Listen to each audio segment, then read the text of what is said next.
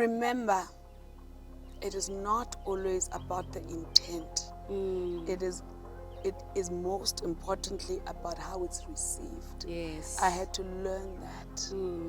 I had to learn that in the hardest and harshest of ways, because you end up being the villain while all you wanted to do was to fix. Yes. Hello, Agenda Women Tribe, and welcome to another episode of Working Smart and Living Well. Today's guest is Piwe Motshegoa, who is, it's a continuation again of the Agenda Women Summit conversation, which I think kind of happened by itself, because I think there were so many conversations that we had that day that we couldn't explore fully. And you were also in the career panel. The irony is, after the summit in 2021, you called me to congratulate me, and then you said to me, but no, I need you to think about women who are in corporate and who have careers who are not entrepreneurs. And I remember hearing it and thinking, I don't know anything about any of that. What you don't know is actually for 2022, I still didn't have a career panel until 3 days before the actual event. And when I said and thought about it, I already had you as a mentor. I then thought this could be the time to really explore this conversation. And I've been pleasantly surprised by how many women say they really needed this conversation. What was the reason for you to have, to make that call and say that to me in 2021? Exactly that. There's so many women who need the conversation. I needed the conversation, and there was no one to have the conversation with. So for me, it's very important for us to, when we talk of these platforms, these empowering platforms, that we look at a holistic view and be able to give every single woman the opportunity to actually learn something, regardless of what their career stance is. Whether you're an entrepreneur or you're a corporate person, you need to be able to find a space for women that talks to that, right? So for me, the most important thing was that we need to be able to give a holistic conversation, as opposed to focusing to one part and not empowering the other. So essentially, that's it. Your journey is very interesting, and I want to take a moment and give you a chance to just chat about how you got to where you were, because you didn't leave varsity and go into the corporate space. And I think that's kind of going to contextualize a lot of what we're going to explore in the conversation today. Your journey is very colorful. So I want you to take a minute and just take us through what happened after varsity, where did you start, and that whole exploration. First of all, there was no varsity. And that's why it's important for all corporate women to understand it's not how you start, it's how you finish, right? I never knew that. So there was no varsity for me. At the age of 16, my mother looked at me and said, Piwe, I don't think I'll be able to take you through to varsity. Let's just finish matric. And when that conversation happened, and I was only 16 years of age, I knew there was a couple of things that I knew. The first one was that I was not going to stay in the hometown, in the small town that I was born in, because I'd been exposed to a bigger world when I went to boarding school. So I knew that that was not going to be my future. The second thing that happened was that I knew that I had to be my mother's wingman, that I needed to support her. She needed me more than I actually needed her. And it's actually quite I think about it often to say, what a weird way to think for a 16-year-old girl. But God gave me that. It was an aha moment. So what happened for me is that when I finished matric, I'd already secured a job. So actually, my first job, I was 17 years old when I got my first job. You often talk of Oskido. I talk of Lindelani Mkhize. Yes, I remember. And Lindelani said to me, look, I see potential in you. I see so much greatness in you. And it's amazing how people see how great you are before you see that for yourself. But then again, I was 17. And he said to me, I'll get you a job. I'll get you a job, a means to an end. I don't want you to forget about school, but I understand where you are. And I got this job. My very first job, actually, was basically to, it was a very undefined job, but it was at the beginning of the phenomenon of Kwaito. Yeah. And there was a promotions company in Durban, and that was owned by Lindelani's cousin, Stotom Kize, and his friend Mdu Ngobo. And he said to them, here's a young girl, do something. Yeah. And these men took me under their wing. And they said to me, we want you to organize the very first coast-to-coast Kwaito Bash. So the very, very first one was done by me. Wow. And didn't know anything about anything. I remember asking myself, what's a DJ? What does a DJ do? Because for me, a DJ was a person who sat behind some radio studio and played music. Oh, yes, at the so why would a time. DJ be? So what happens? Do they take the entire radio studio and go to and play music on stage? No, Piwe, that's not how it works. So I was so wet behind the ears. I remember being so excited because I was going to meet Pop Mapena and I was going to meet. Funny enough, the only people I knew at the time were Oscar Mdlongwa, because he had already started this whole Kwaito thing, but I also didn't understand what it was. Yeah. What is this thing? And then they said to me, there's going to be Christos. And I said, who's that? What do they do? He's a DJ. So like, how does that work? What does he do? Does he play a cassette? I mean, I'm from that Era. I'm that old. Does he play a cassette for us to play? Like, what is a DJ? So, but the point I'm trying to make is that there was no varsity for me. I was just Yeah. thrown in the deep end. And I had to do this thing and organize an Atlas bus from double decker from Joburg to Durban. And this thing would then drive from Durban to Umtata into East London, into PE, then Cape Town. Yeah. I mean, what fun is that for a 17-year-old? So I walked into this amazing space that was so dynamic and new and different. I was a girl from Umtata, and then here I am now, rolling with Oskido and Bob Mabena and all these big names. I mean, at the time, there was no trompies.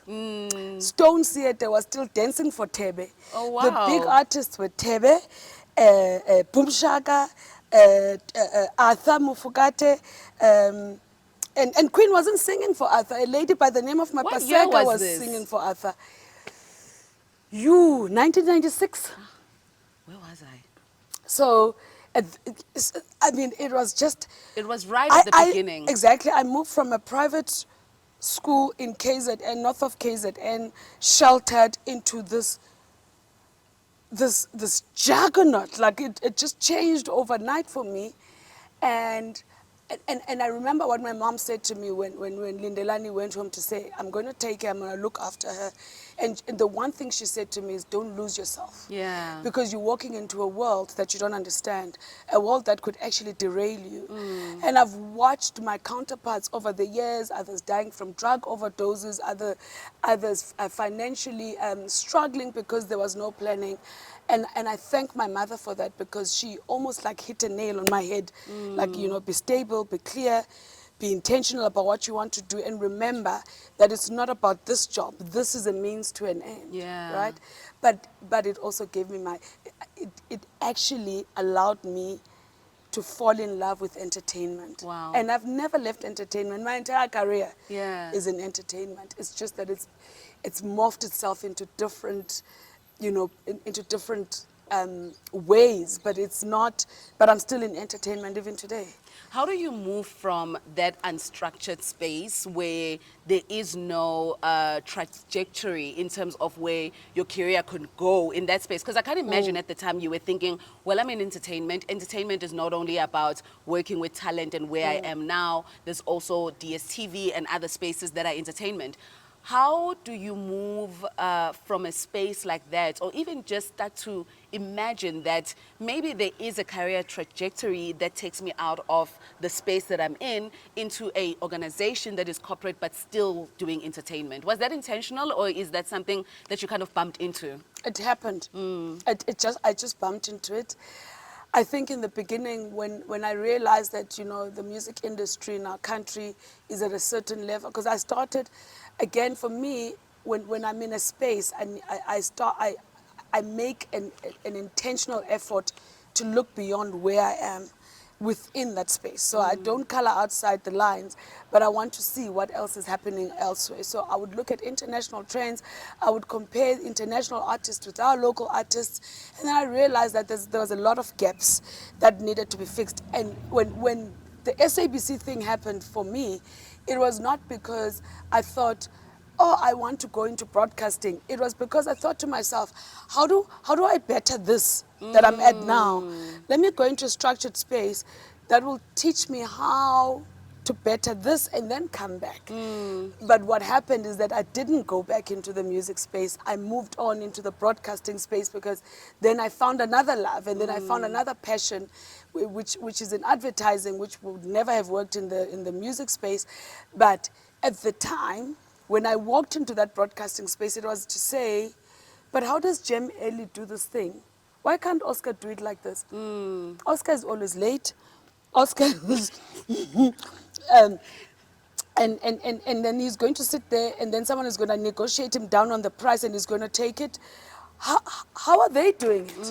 Let me go find out how they're doing it and then come back so that I can empower Oscar, because he's a creative. He's a brilliant creative, but that's what he is, right? So there's a balance. You've got to find a balance. I mean, the guys have evolved over time, especially people like Oscar, into a space where they're able to balance the business and the creative. Absolutely. But in the beginning, it wasn't like that. Remember, people like Oskido, like I said, were selling cassettes from the boots of their cars when we were partying with them. It was so new to all of us. And because it was a revolution, Yeah. and it was different, there was a lot of learnings that we couldn't take from our predecessors, the even first. though there were learnings that we could, but it was a first of Yeah. its kind. It was music that we owned, that we created ourselves. It was targeted at a youth that was coming out of an apartheid system into a world of opportunity. Yeah. It was about a youth that were facing pandemics like HIV. Crime was increasing in the country, but there was a lot of baggage that we were carrying with us from where we were coming from. There was an openness of opportunity where it was all for us to take, but we didn't know how to do it. Yeah. And we had to express it creatively. Yeah. And this Kwaito thing, this music thing, was almost like our way of expressing that. Yeah.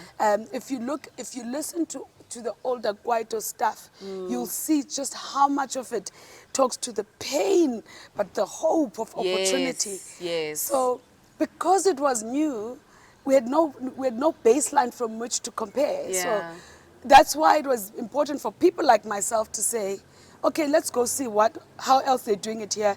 Let's see how else they're doing it here. I'm going to be an artist manager. By the way, that was my thing at 19. I'm going to manage all the artists in South Africa. That's what you wanted to be. At 19. And then at 21, I realized maybe not. Yeah. Maybe there's time to change the narrative on a bigger scale, in a mass-rich medium. I want to be able to say, produce generations that's going to tell our story for once. Yes. You know what I mean? Yes. And then I moved into that Yes. space. Oh wow! Like I feel like I'm getting a deeper sense. I mean, we've known each other for a long time, Yeah. and we've had many conversations. But I feel like I'm getting a deeper sense of what drives you. You know, what informs your why. I can imagine coming out of a space where you're seeing all of this, and it's very similar because I think when I worked with talent, I had the same challenges where I felt like there's more that can be done, and this space is not allowing for me to be able to explore that. Yeah. And I think it's so beautiful how your journey has kind of led you to where you are. But when you were leaving that space and going into SABC and thinking, this is where I'm going to use the assets and the budget and everything, because I think that's what corporate gives you, Yeah. right? It gives you the big budget and it gives you the opportunity to be impactful without spending your own money. What was your disappointment when you came in? I imagine you were young, and I think a lot of young people come into corporate Yeah. and they want to be impactful and they want to change things, but corporate still has its own agenda. What was your disappointment? And it doesn't have to be the first, but a moment that you remember where you felt like, wow, this is going to be more challenging than Yeah. what I thought. I think for me, my biggest disappointment with corporate when I started was just how much I was being held back. Hold back. Too much, Piwe. Piwe, no. That's too fast. No, you're too ambitious. You're too aggressive. You're too, hold back, come back.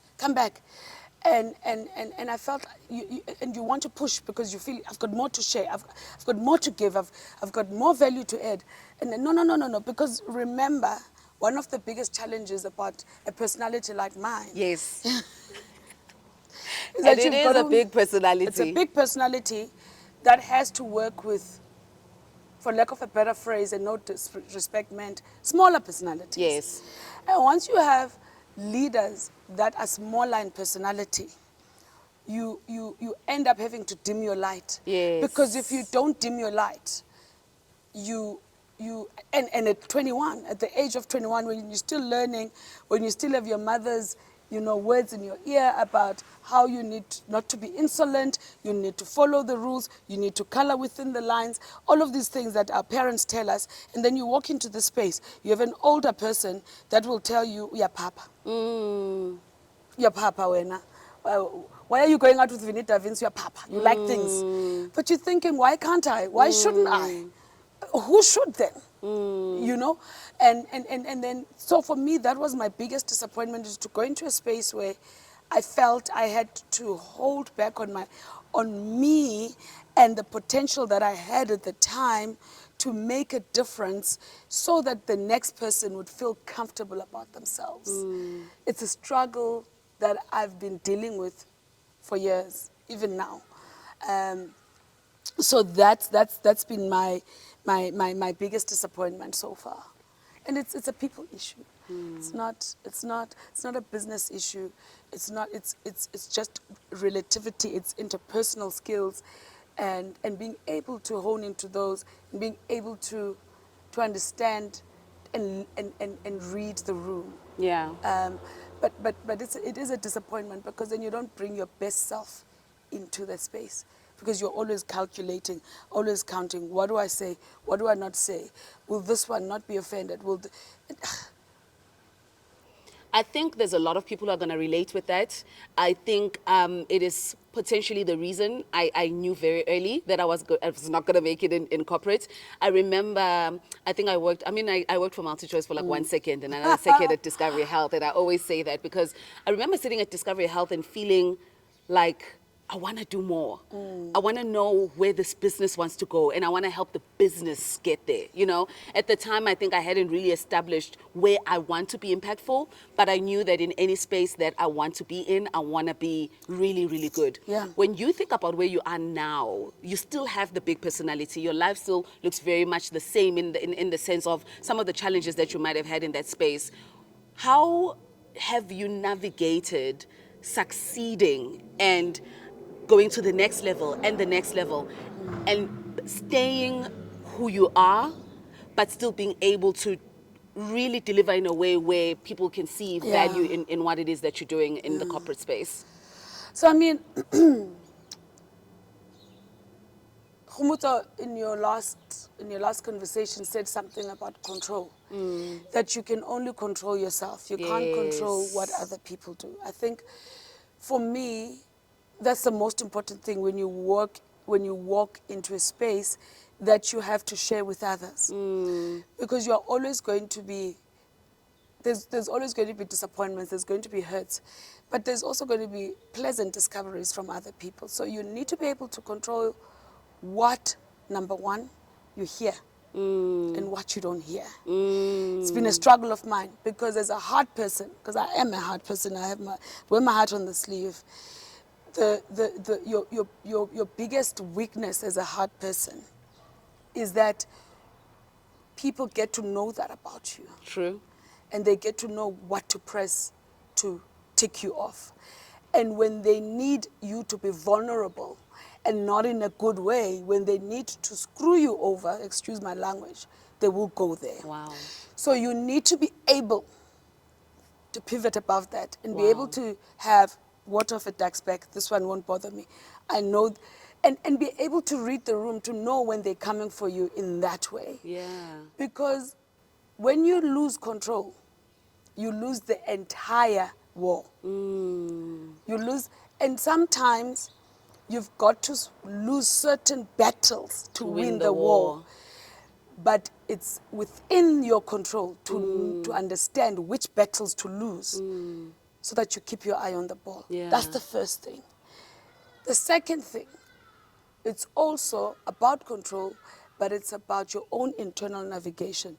learn to understand your triggers. Yes. We carry so much baggage. Yes. Carry so much baggage. Yes. And when you walk into a space and you don't understand your triggers, I don't care if it's coffee with milk versus a normal Americano that you prefer. Because coffee with milk reminds you of your grandmother and how much they used to force you to make tea for her when she came home, and therefore you hate milk. Yes. Understand that. Yes. Understand it. I'm not saying do something about it, because sometimes there isn't much you can do about it. I'm saying understand it. And over and above that, don't judge yourself for it. Because if you hate yourself for it, you lose control. Because you are constantly trying to work on it. And that is a distraction. Wow. So understand your triggers, don't judge yourself for them, and be aware of them, because when they come, you can handle them. Wow. That is so powerful. Then you don't lose control. That is so powerful. I think for me, who's also a hard person, you know, when you say, when you're a hard person, people know how to get to you. Yeah. They know the things that matter to you. They know the things that you are going to push forward with, and they know the things that are going to hold you back. I think that is such a powerful point for anyone who is a hard person, who has a big personality, who wants to be impactful, because often we think our good intentions will mean that they will be met in a positive way, but at times they're really not met in a positive way. And it's a big personality. So there's something, because I'm a hard person, and I talk to all the hard people in the room watching this show, remember, it is not always about the intent. It is most importantly about how it's received. Yes. I had to learn that. I had to learn that in the hardest and harshest of ways, because you end up being the villain, while all you wanted to do was to fix. Yes. Hard people are beautiful people, and the world would not be as round as it is without hard people. But hard people can be their passion can be misconstrued for aggression. Yeah. So you need to be very careful. I have a weakness for my team. Yeah. I love my team. Sometimes I love them as a big sister, which is a problem in the corporate space. Yes. Now I'm more concerned about what the children are eating. If you're living at 7, who's looking after your wife? And then you sometimes will almost cross that line, that relationship, that professional relationship line, because you are so invested in your people that you need to, again, it's a trigger for me, because my grandmother came home late every day because she was a helper in someone else's house. Yeah. She was making sure that other people's children were cooked for, and she wasn't cooking for us. So when I see a colleague staying late at work, it's a trigger. So I've had to be aware of it and control it. Wow. And understand it, and know that there's nothing wrong with me having that trigger. There's nothing wrong with me handling it differently to what I feel like, and not judge myself. Wow. And when you think about mentorship and people who may have been similar but more experienced in the workplace than you, how has that helped you navigate some of these challenges? Have you had people who have set you down and said, Piwe, you need to take it down a notch? And did you not receive that as dimming down your light? I feel like I'm asking two questions which are quite important. Yeah. And the first one is the impact of some people who have helped you navigate yourself and the space. And then the second one is, how do you then differentiate the ability to navigate the space and dimming your light? Yeah. The impact of people. Guys, I cannot say this enough. People are different. The world is not the kindest place. You've got to be able to, maybe I'm answering the second question before the first question. You've got to be able to decipher the right people. Again, like I said, intent could always be misconstrued. So what you need to do as a person is to say to yourself, okay, the impact of the people in my life, what is the baseline? What am I allowing in? Okay, because if you understand that about yourself, then the baseline is trust here. Okay, so the people that have impacted me positively, are people I've trusted the most. But the people that have impacted me negatively are the ones that have helped me the most. Because what happens is that when you take that negativity and you turn it into a positive, you are able to survive. Survival in the corporate space goes hand in hand with your biggest, not your biggest supporter, but those who don't Who see don't value support in you. you. Because when you look at those people and all their criticism around you, you take that and that's what you fix. Because you cannot change them. What you can change is how you show up. Yes. So bad criticism is as good for me as good criticism in the corporate space because it helps you either way. But what's important is that the people that you want to impact you must always be the ones that have your best interest at heart. Yeah. And therein lies the biggest problem. How do you know? How do you know? How do you know who's your best friend? How do you know this person has my best interest at heart? They want to grow me. They want me to pivot into bigger things in the business versus this person actually just wants me out of the way because I'm in their way. Yeah. Because I'm in their way. So we have, I said to my colleague the other day, we have the burden as black females because of this entire BEE and redressing the imbalances of the past issue that we have in this country. You walk in, you're a threat. You haven't said a word. And then you walk in and you're a big personality with a big aura. My God, they want to kill you.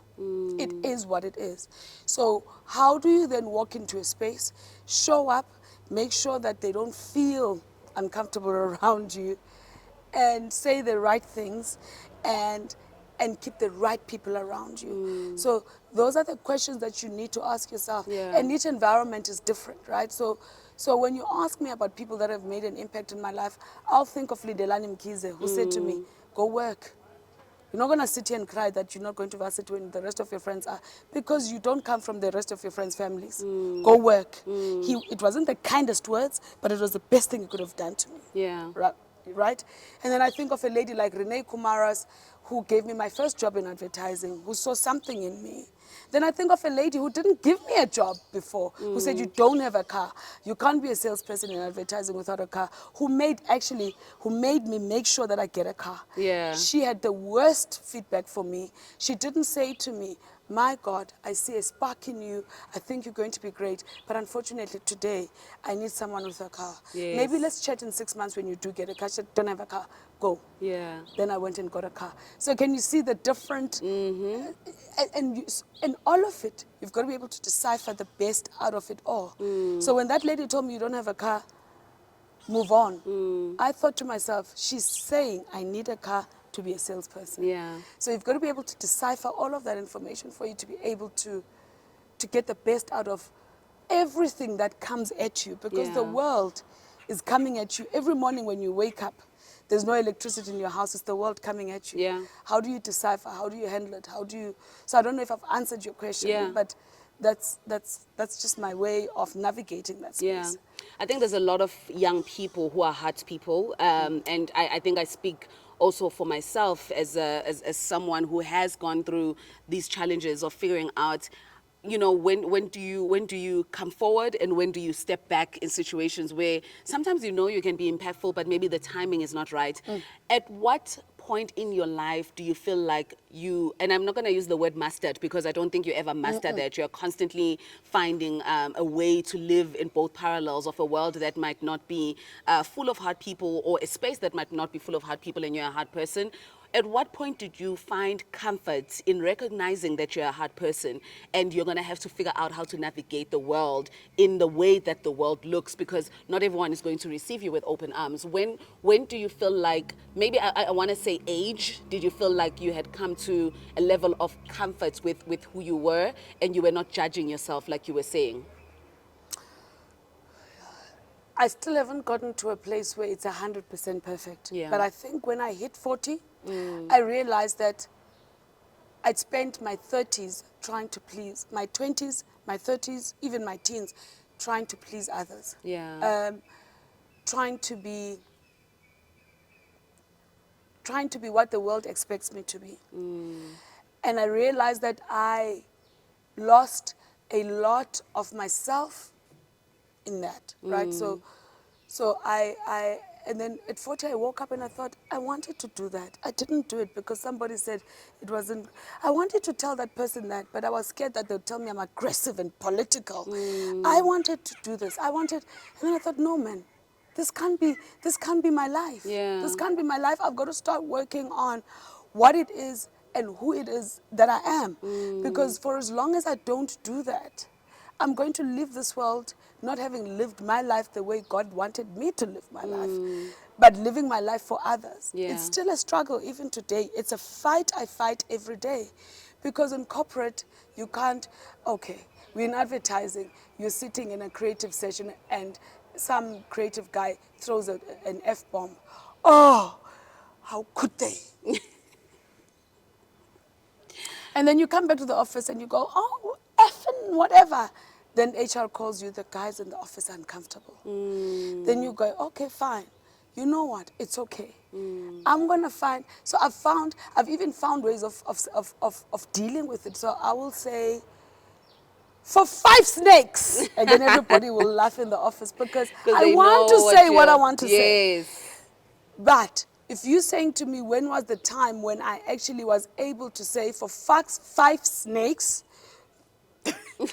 without feeling like something had been taken away from me, and Yes. actually finding a way to survive or deal with it, I would say around 40. Yeah. And at that point, I also found my voice. I also found my voice where I was able to say, no, I don't want to do that. No, I'm not going to do that. No, I don't think you're right. And challenge the status quo and speak truth to power because they don't want to hear the truth. They don't want to hear the truth. What they want to hear is how great and amazing they are. Yes. And they convince themselves that you haven't seen through them, even though deep down they do know that you have. Yeah. And they expect you to actually run with that fallacy because everybody then, it's just, what I call, what is this word that I want to use? It's almost like false harmony on the floor. Yeah. Everybody knows what the truth is, but nobody's going to say it. Yes. And then one of the days, because you're a hard person like Piwe, who's also a big personality, you throw that bomb. Man. In the boardroom, guys, you go, whoop. Then she's so aggressive, so political. How could she? And at 40, I got to a point where I thought, it's okay. I am willing to lose and forfeit that promotion for me to tell my truth. It's okay. Because I'm not going to be going up the ladder with a parallel person walking next to me. No ways. I'm not bringing the best of me to this place. I'm bringing the best of what they want to see in me. Yeah. That's not what Mandela died for. That's not what he went to jail for. For me to sit here and be proper and do the things the way they. I fight a lot with a lot of my colleagues. So our counterparts will laugh at you when you say tabat, which is the mosquito repellent, because it's not tabat, it's turbid. Then I turned around one day, I said, say Piwe Motshegoa, now! Say it. Because at that point, you've kept so much inside that when you blow up, it's not great. Do you think it's something that you can do in your 40s, but something that you potentially won't be able to do maybe in your early 30s, Because how do you show up as yourself fully with all the passion inside you and still exist in a space that maybe it does not accommodate that and continue to thrive? Do you think at 40 you've proven your ability to bring value in a space enough that you know how far you can take your openness and you showing up fully as Piwe? I think 40 was the time for me. But I think I want to answer your question differently. We come from different backgrounds. Our more privileged counterparts can come in as Chantel fully at 6, at 10, at 15. Khumuto mentioned it in your guys' podcast as well to say. They'll say, look what I did. I cleaned the flower, I cleaned the house, and everybody goes, yeah, well done. We are taught differently. we're taught that that's not a badge of honor. It's not a badge of honor. Come here and tell me that you've cleaned. That's your job, right? So as you walk into that space, you're already feeling like, I'm here, and whatever value I add is what I'm supposed to do. So your thinking and your demeanor is different already. I don't think it's an age thing. I think it's an aha moment thing. Yeah. So it will come to others at 40. It will come to you. It came to you in your 20s when you said, Yeah. Pio, I want to do this woman thing. That was an aha moment for you. Yeah. We were all having fun, partying, making money. Yeah. And then you left all of that and Yeah. you started from scratch. So it's not, I don't think it's an age thing. I hear you. think it's a moment in time when you get to a point where you realize why you were brought to this world, what your purpose is, and how much time you actually don't have, because we don't have a very long time in We this life don't. thing Yeah. to actually get it done.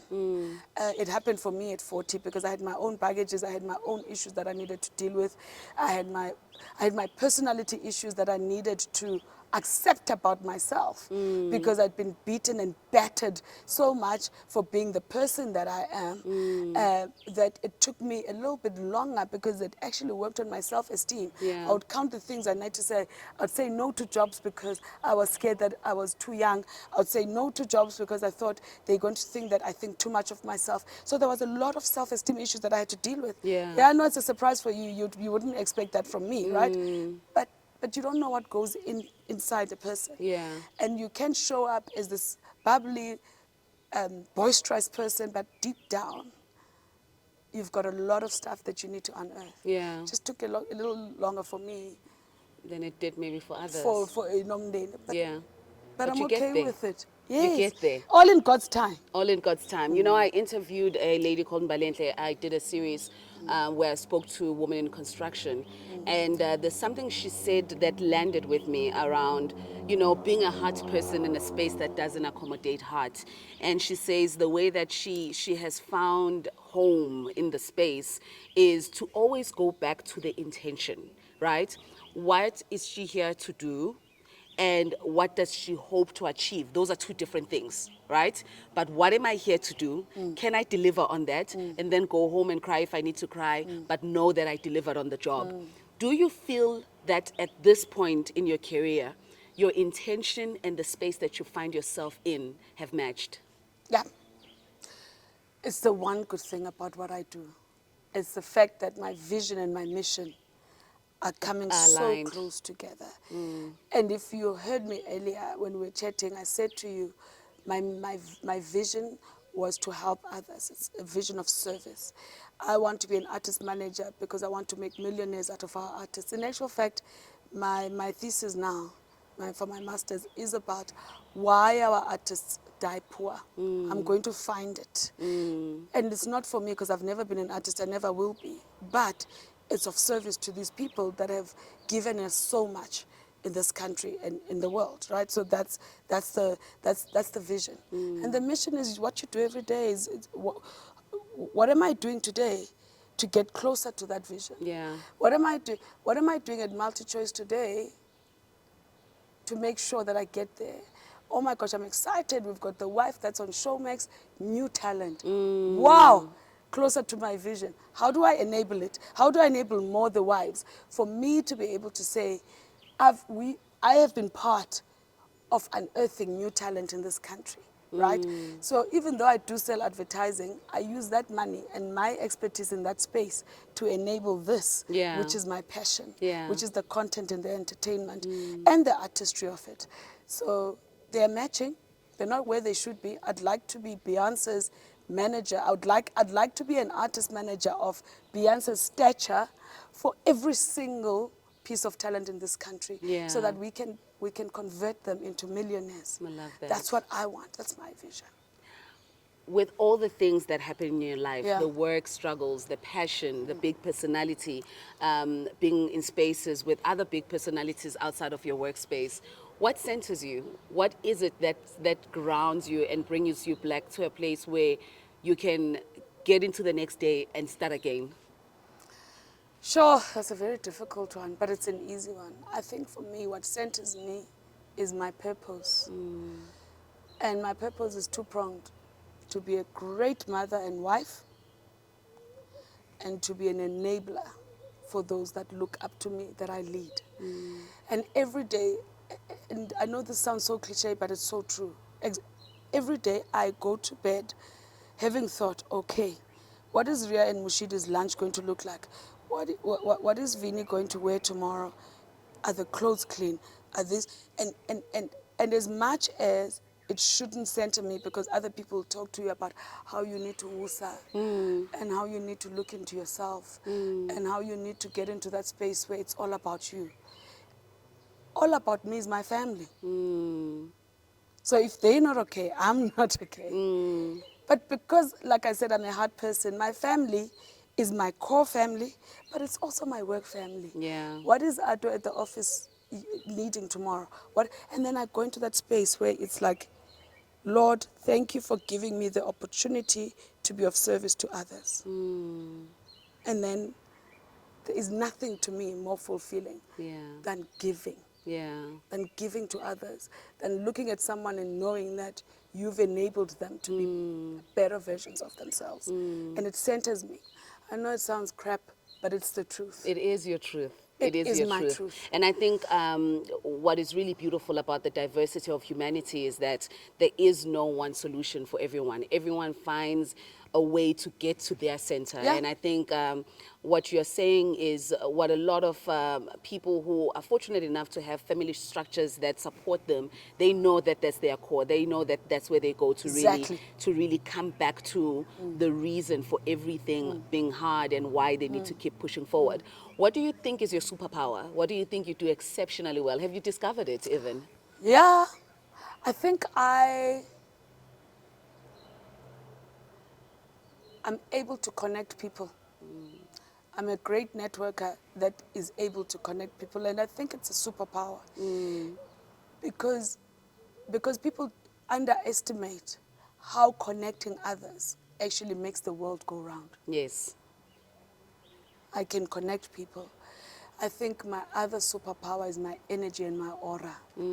I love how people always say, Piwe is here, the party may start, because I Yes. bring that. You bring that I bring togetherness. that. I bring the, come on guys, let's let's do it. Let everybody be happy. Do what you need to do. The next person needs to do what they need to do, and I can mobilize stuff, and I can get stuff done with other people, and I can get people together, Yeah. and create this sense of harmony, and I love that. I love it. I love it. I love it. And what's your next adventure? What do you look around and think, this is what I'd like to tackle next?